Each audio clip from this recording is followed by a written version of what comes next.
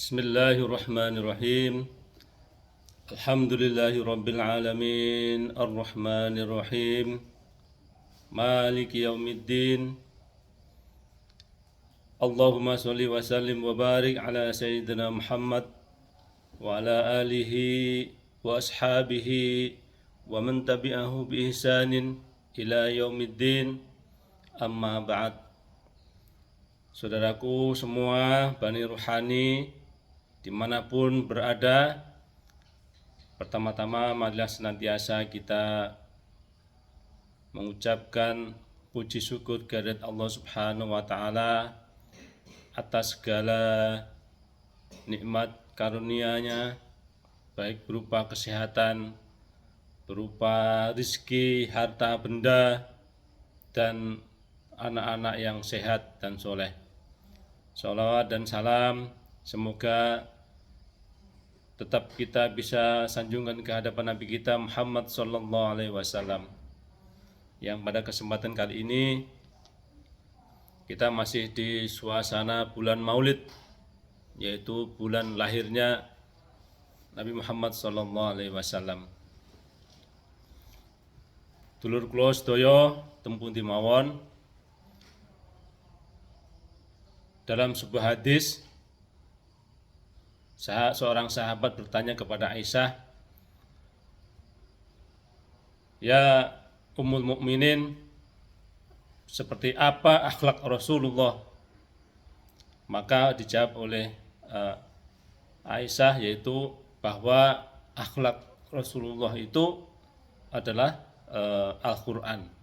Jadi Al-Quran yang kita bawa, kita baca tiap hari dan kita khatamkan pada kesempatan kali ini, yaitu khatam yang ke-38, maka itu adalah kitabnya. Tetapi ada juga kitab yang berjalan, karena dialah yang telah mempraktekkan semua, yaitu Rasulullah SAW. Maka seyogyanya dalam suasana Maulid ini kita berusaha tetap meneladani Rasulullah SAW, yaitu dengan berakhlak sebagaimana akhlak Rasulullah SAW, yaitu akhlak Al-Quran. Dalam Al-Quran ini kan banyak sekali, ini halamannya saja ada 604 halaman.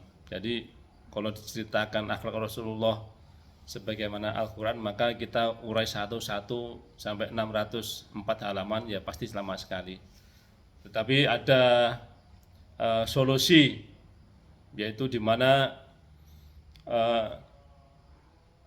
ada sebuah surat dalam Al-Quran itu, yang surat itu disebut sebagai Ummul Kitab, yaitu induk dari kitab itu, atau dalam bahasa gampangnya bahwa ayat itu, surat itu adalah rangkuman dari surat-surat yang lain. Jadi namanya surat Ummul Kitab, surat induknya Al-Quran. Dan surat itu dinamai sebagai surat Al-Fatihah, surat pembuka. Sehingga kita diperintah untuk membaca surat itu setiap sholat kita, sehingga kita harus membaca 17 kali surat itu setiap harinya. Surat Al-Fatihah diketemukan surat Al-Baqarah itu nyambung, cocok sekali. Surat Al-Fatihah disambung dengan Al-Imran, Al-Nisa, Al-Ankabut, bahkan disambung dengan Kulhu, itu juga nyambung sekali. Maka dinamakan sebagai induk daripada Al-Quran itu. Sehingga yang sholat yang tidak dibaca Al-Fatihah di dalamnya dianggap sholat yang tidak sah. Maka dalam kesempatan ini, dalam khataman ke-38 ini, saya coba membaca surah Al-Fatihah, di mana Al-Fatihah itu adalah Ummul Kitab, induk daripada Al-Quran. Dan kita berusaha berakhlak sebagaimana akhlak Rasulullah, yaitu akhlak Al-Quran, maka kita minimal berakhlak sebagaimana surat Al-Fatihah. Dalam Al-Fatihah ini Allah memulai dengan Bismillahirrahmanirrahim, dengan menyebut nama Allah yang Maha Pengasih lagi Maha Penyayang. Alhamdulillahi Rabbil Alamin. Segala puji bagi Allah, Tuhan semesta alam. Jadi dalam ayat ini Allah ajarkan kepada kita bahwa yang maha terpuji itu hanyalah Allah Subhanahu wa Ta'ala.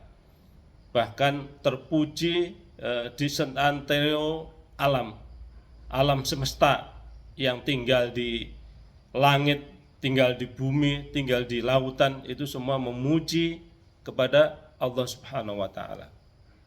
Sehingga kita sebagai manusia itu sebagai makhluk khata' wan nisyan, sebagai makhluk yang sering lupa, sering luput, sering salah hilaf, sering berdosa, maka kita harus tahu diri bahwa kita ini selayaknya tidak meminta pujian-pujian yang berlebih, karena yang berhak dipuji itu ya Allah Subhanahu wa Ta'ala. Kita cukup rendah hati sebagai makhluk yang rendah, al-abdi, hamba, dan kita hanya memuji kepada Allah Subhanahu wa Ta'ala. Ketika kita mau rendah hati kepada orang lain, maka insya Allah kita akan mendapatkan sebuah akhlak yang baik. Selanjutnya Ar-Rahman Ar-Rahim, bahwa Allah itu adalah Ar-Rahman Ar-Rahim, Maha Pengasih lagi Maha Penyayang. Bahwa kehidupan di dunia ini, di alam semesta ini tidak akan berjalan kecuali dengan rahmat, kasih sayang dari Allah Subhanahu wa Ta'ala. Walaupun sekarang kita sedang kekeringan, tetapi tetap Allah kadang-kadang mengirim yaitu hujan, dan hujan itu adalah salah satu bentuk dari rahmat Allah Subhanahu wa Ta'ala. Siapapun penduduk dunia ini, penduduk alam semesta ini, mau binatang, mau pohon-pohon, mau beriman, mau enggak beriman, semua hidup karena ada rahmat Allah Subhanahu wa Ta'ala, yaitu air hujan. Ketika hujan itu sudah tidak turun selama berbulan-bulan, maka kehidupan akan terganggu. Pohon-pohon kering, rumput-rumput pada kering, bahkan terbakar di mana-mana, sehingga mengganggu kehidupan. Tetapi Allah tetap dengan rahmatnya menurunkan hujan. Banyak sekali rahmat Allah Subhanahu wa Ta'ala. Yang lain adalah rahmat Allah dalam bentuk bahwa Allah wa min rahmatihi adalah Allah mempergilirkan siang dan malam. Ada siang, ada malam. Jadi dengan siang dan malam, maka kita bisa makaryo, bekerja pada siang hari, kemudian kita lelah, habis itu kita pada malam hari kita beristirahat. Itu adalah sebuah rahmat dari Allah Subhanahu wa Ta'ala. Kita tidak bisa membayangkan bagaimana seandainya kehidupan itu siang seterusnya atau malam seterusnya. Ada sebuah tempat, yaitu di kutub sana, itu ada siangnya itu 6 bulan, malamnya juga 6 bulan. Maka ketika malam itu selama 6 bulan, maka tidak ada kehidupan yang bisa bertahan di sana kecuali beruang dan ular. Dan mereka itu melakukan yang namanya hibernasi. Jadi selama berbulan-bulan tidak makan, bahkan la yamutu wa la yahya, kayak tidak mati tapi juga tidak hidup, diam saja. Bahkan detak jantungnya sangat pelan sekali. Kenapa? Mereka sedang mengalami hibernasi. Ya kita tidak bisa melakukan itu gitu. Jadi siang dan malam itu adalah rahmat Allah Subhanahu wa Ta'ala, kasih sayang Allah kepada kita. Dan rahmat yang lain adalah wa nunazzilu minal Qur'an ma syifaa'un wa rahmatun, dan kami turunkan dari Al-Quran itu adalah as-syifaa'un wa rahmatun. Al-Quran itu sebagai obat dalam hati-hati manusia. Yang kedua sebagai ar-rahmah, kasih sayang Allah Subhanahu wa taala. Jadi Allah sejak zaman Adam, Nabi Nuh, Hud, Saleh, Nabi Ibrahim, Nabi Lot, Nabi Musa, Isa, Nabi Daud, Sulaiman senantiasa menurunkan kitab-kitabnya, petunjuk-petunjuknya.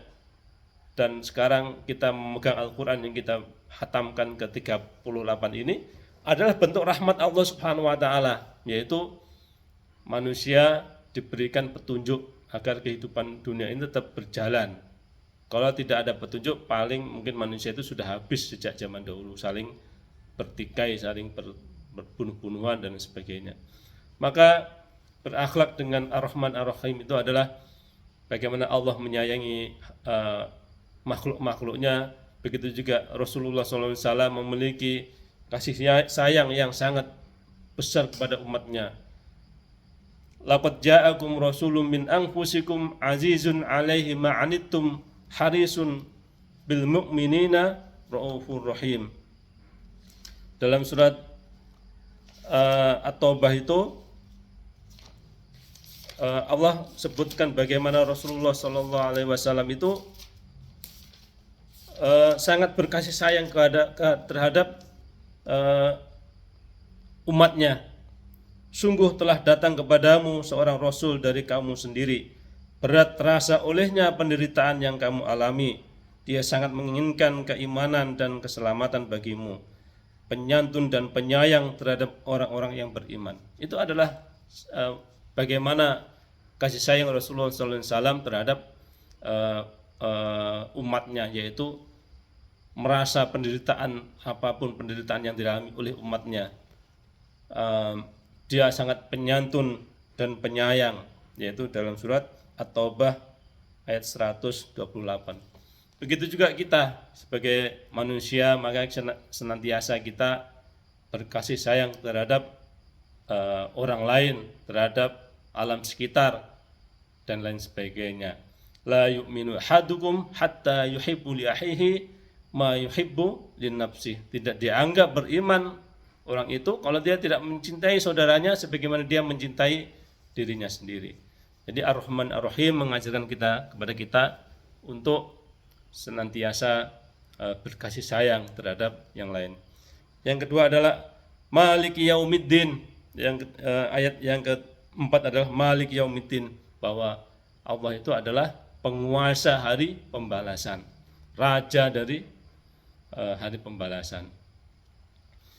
Bahwa kehidupan dunia ini berjalan dinamis sekali. Kita mendapati di dalam dunia ini ketidakadilan, ada penganiayaan, pembunuhan, peperangan dan sebagainya, ada penipuan, ada perampokan dan sebagainya. Itu dinamika di dalam dunia. Tetapi harus kita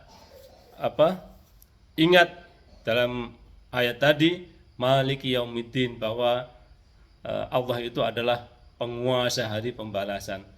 Artinya setiap apapun yang kita perbuat, wa may ya'mal misqala dzarrah, barang siapa berbuat sekecil biji sawi, atau diterjemahkan sekecil biji atom, sekecil atom, itu Allah akan membalasnya.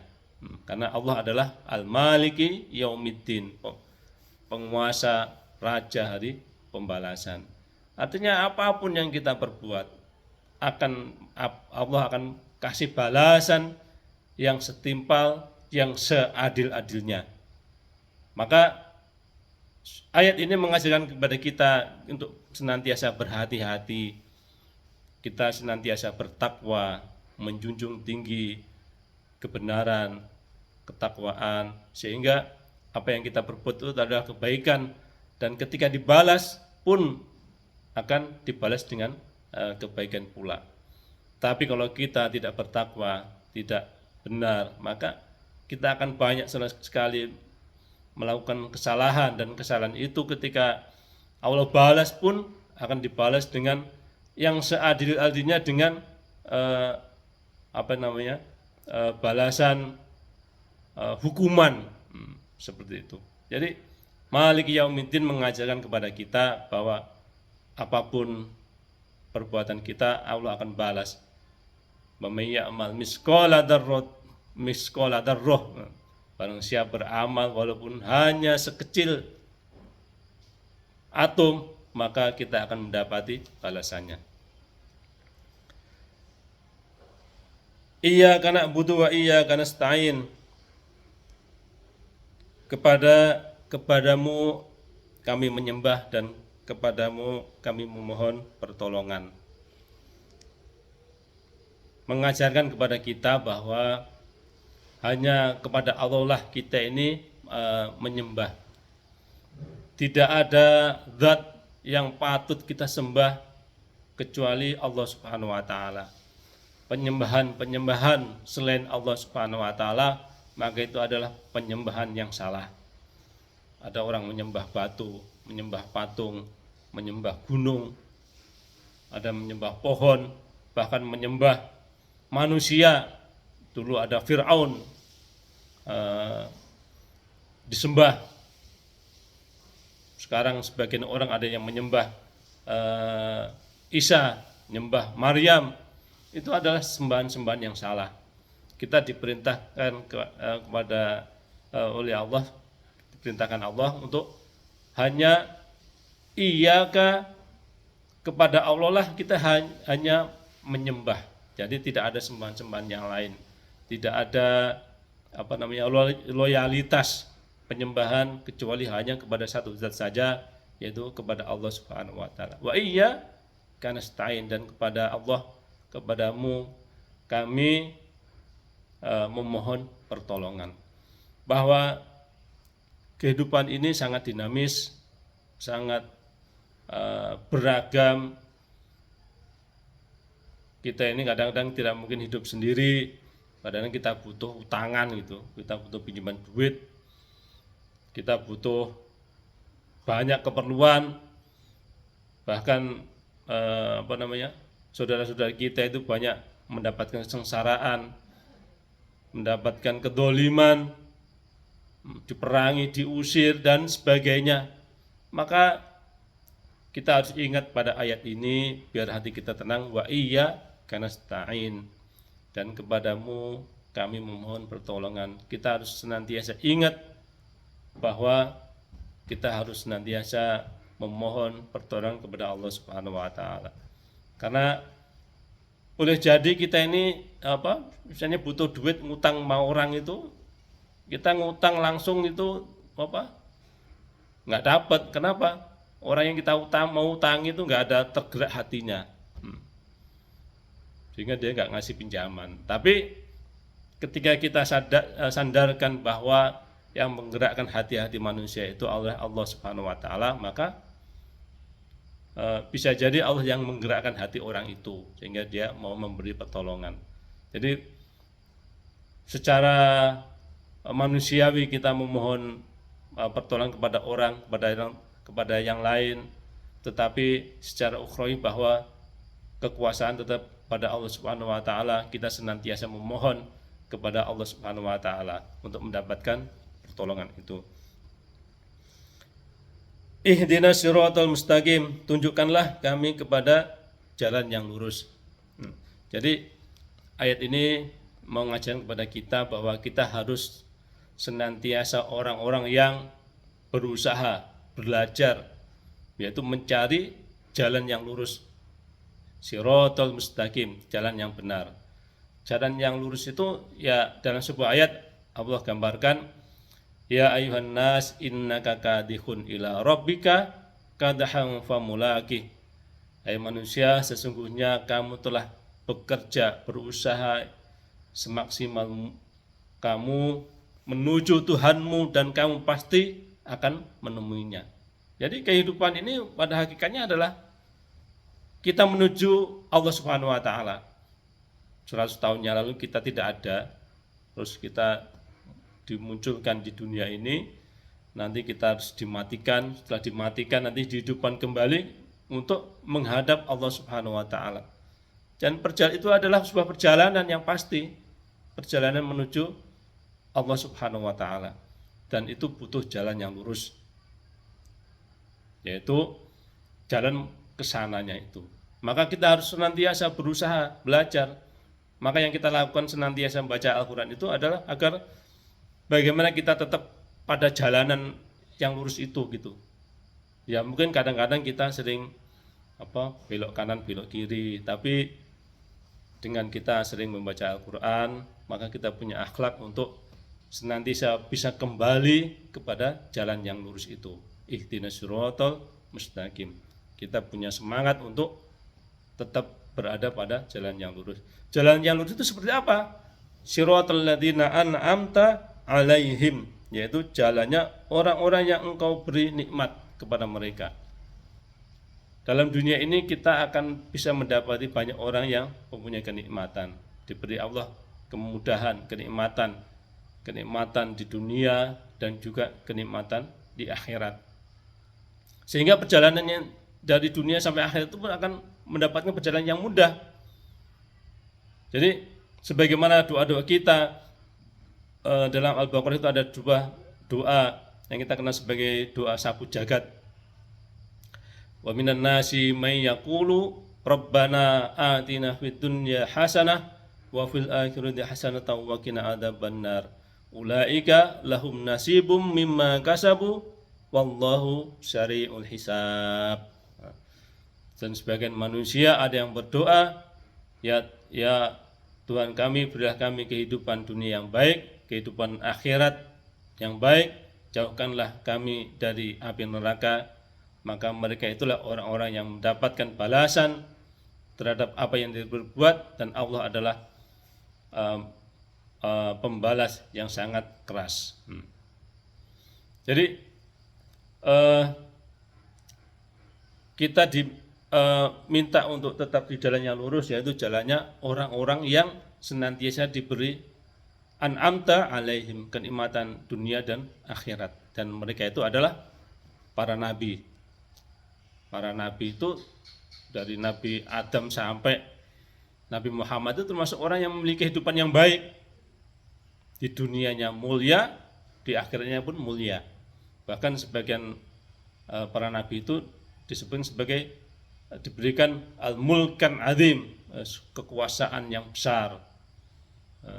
Nabi Sulaiman seorang raja, Nabi Dawud seorang raja, Nabi Ibrahim, Nabi Musa, saking hebatnya laut pun bisa dibelah. Nabi Muhammad itu juga memiliki kekuasaan yang besar sekali. Jadi mereka adalah orang-orang yang telah Allah berikan kenikmatan di dunia dan di akhirat. Walaupun ada nabi yang susah, yaitu Nabi Ayub, tetapi sebelumnya dia itu orang yang mulia. Tapi karena digoda oleh setan, akhirnya dia menderita kekurangan, dilanda penyakit. Tetapi setelah Allah sembuhkan, Allah ganti semua itu dengan kemuliaan di dunia dan di akhirat. Yaitu kita senantiasa memohon di jalan yang lurus, jalannya orang-orang yang diberi nikmat kepada mereka, yaitu para nabi, as-siddiqin, as-syuhada, dan as-sholihin. Ghairil maghdubi alaihim waladhdallin, bukan jalannya orang-orang yang engkau murkai, dan bukan jalannya orang-orang yang sesat. Jadi di sini kita diingatkan bahwa selain jalan yang lurus itu ada jalan yang jalannya orang yang dimurkai dan jalan yang sesat. Dalam sebuah tafsir disebutkan jalan orang yang dimurkai itu adalah orang-orang sebagian orang Yahudi, dan orang yang sesat itu adalah sebagian orang Nasrani yang menyembah manusia sebagai sesembahan, yaitu mengambil Isa dan Maryam sebagai sembahan, dianggap sebagai yang sesat. Nah, yang dimurkai itu yaitu dalam sebuah tafsir adalah orang-orang Yahudi. Kenapa dia murkai? Orang-orang Israel itu dulu dimuliakan. Dia pernah berjaya di Mesir, tapi begitu diperbudak oleh Firaun, dia disuruh kerja, bangun piramid, bangun macam-macam, tetapi oleh Allah diselamatkan. Seberang laut pun diseberangkan untuk bangsa Israel.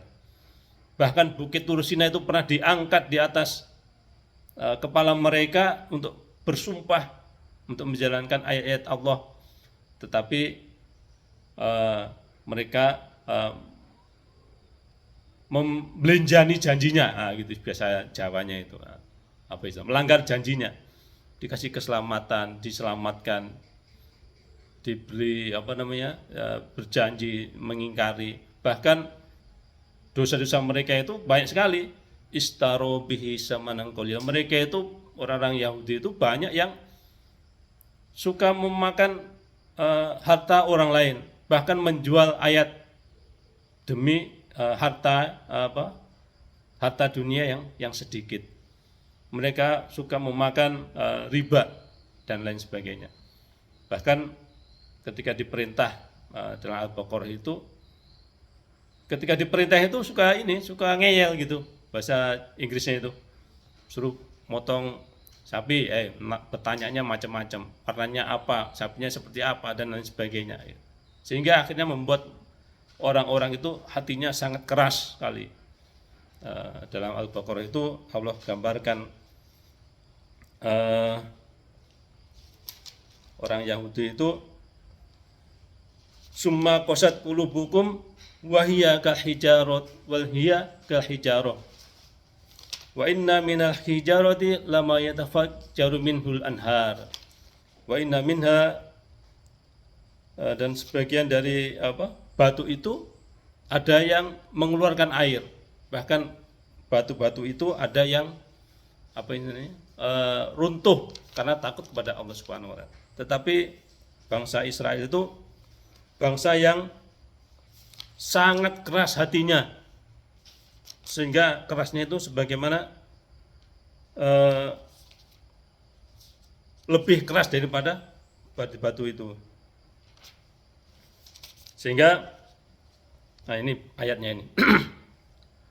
Summa qasat qulubukum min ba'di dzalika fahiya kal hijarati aw asaddu qaswah wa inna minal hijarati lama yatafajjaru minhu anhar wa inna minha lama yashaqqaqu wa yakhruju minhul ma' wa inna minha lama yahbidu min khasyatillah wa mallahu bighafil amma ta'malun.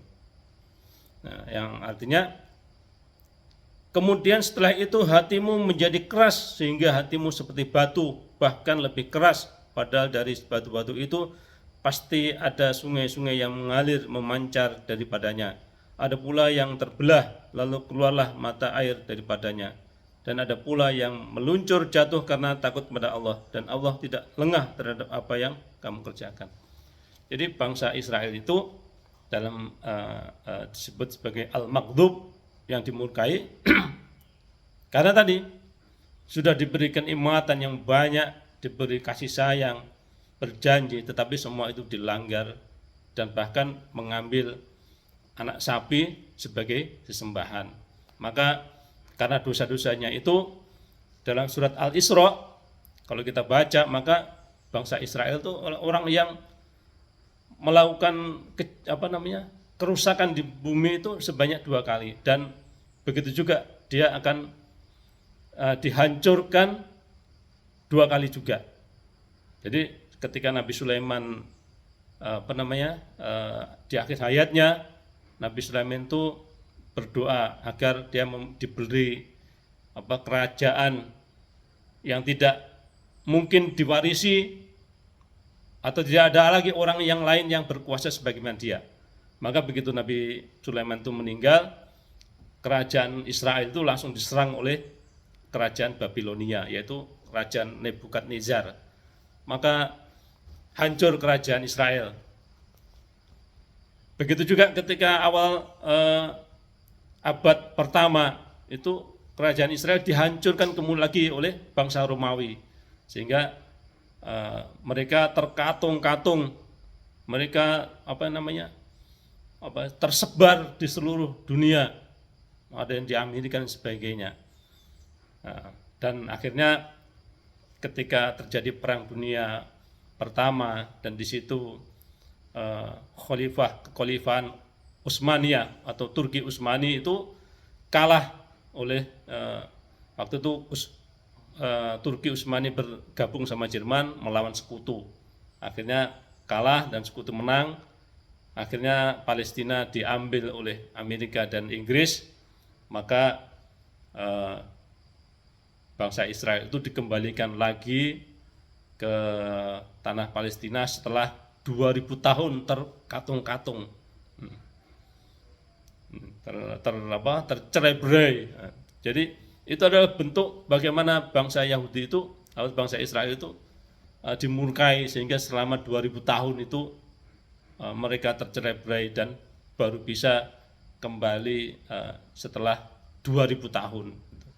Maka kita melihat berita-berita orang Israel dan sebagainya, ya itu semua bisa kita lihat juga di dalam Al-Quran. Saudaraku semua, mungkin terlalu panjang ini kalau dilanjutkan, tapi cukup sekianlah khataman ke-38 ini. Maka dari itu kita berusaha berakhlak sebagaimana Al-Quran. Kita berusaha, kita mendapatkan an'amta alaihim, orang yang mendapatkan nikmat di dunia dan akhirat sebagaimana para nabi, dan kita dijauhkan sebagaimana akhlak orang-orang yang al-maghdub wadhalin, dan orang-orang akhlak dari orang-orang yang dimurkai dan orang-orang yang sesat itu. Maka dari itu marilah kita dalam khataman ini kita tutup dengan doa khatmil Quran. A'udzu billahi minasyaitonir rajim. Bismillahirrahmanirrahim. Alhamdulillahi rabbil alamin arrahmanir rahim maliki yaumiddin. Iyyaka na'budu wa iyyaka nasta'in ihdinas siratal mustaqim. Siratal ladzina an'amta 'alaihim ghairil maghdubi 'alaihim waladdallin. Amin. Bismillahirrahmanirrahim. Qul a'udzu birabbin nas, malikin nas, ilahin nas, min syarril waswasil khannas alladzi yuwaswisu fi sudurin nasi minal jinnati wan nas. Amin amin ya rabbal alamin. Allahumma arhamna bil Qur'an waj'alhu lana imaman wa nuran wa rahmah. Allahumma dzakirna minhu ma nasina wa 'allimna minhu ma jahilna wa arzuqna tilawatahu ana al-laila wa nurfan nahar waj'al lana hujjatan ya rabbal alamin. Allahumma aslih lana dinana alladhi huwa ismatu amrina waslih lana dunyana alladhi fiha masina waslih lana akhiratina alladhi fiha ma'adina waj'al hayata ziyadatan lana fi kulli khair waj'al lana mawta rahatan min kulli syarr. اللهم اجعل خير أمورنا آخره وخير أملنا خاتمه وخير أيام يوم ألقاك فيه. اللهم إنا نسألك عيشة هنية ومنا وسميا وردا غير مهي ونفاضه. اللهم إنا نسألك خير مسألة وخير الدعاء وخير النجاة وخير العلم وخير عملنا وخير سابنا وخير حياتنا وخير موادنا وثبتنا وسجل موازينا وحق إيماننا وارفع درجاتنا ونقبل صلاتنا واغفر خطيئاتنا ونسألك أولئك من الجنة. اللهم إنا نسألك موجبات الرحمة وعزائم مغفرتك والسلامة من كل إثم والغنيمة من كل بر والفوز بالجنة والنجاة من النار. اللهم أحسن عاقبتنا في أمور كلها وأجرنا من حين الدنيا وعذاب الآخرة. اللهم اقسم لنا من خشيتك ما تحول به بيننا وبين معصيتك ومن طاعتك ما تبلغنا بها جنتك ومن اليقين ما تهون به علينا مصائب الدنيا ومتنا بأسماعنا وأبصارنا وقواتنا ما أحييتنا واجعل الوارث منا واجعل ثأرنا على من ظلمنا وانصرنا على من عادنا ولا تجعل مصيبتنا في ديننا ولا تجعل الدنيا أكبر همنا ولا مبلغ علمنا ولا تسلط علينا من لا يرحمنا. اللهم لا تدع لنا ذنبا إلا غفرته ولا هما إلا فرجته ولا دينا إلا قضيته ولا حاجة من خوائج الدنيا إلا قضيتها يا أرحم الراحمين. ربنا آتنا في الدنيا حسنة وفي الآخرة حسنة وقنا عذاب النار. صلى الله على نبينا محمد وعلى آله وأصحابه أجمعين وسلم تسليما كثيرا. والحمد لله رب العالمين. Demikian khatmil Quran ini, semoga doa ini juga terkirim untuk saudara-saudara kita yang ada di Palestina, yang mengalami huru hara, semoga mereka diberi kesabaran. Saya kira, assalamualaikum warahmatullahi wabarakatuh.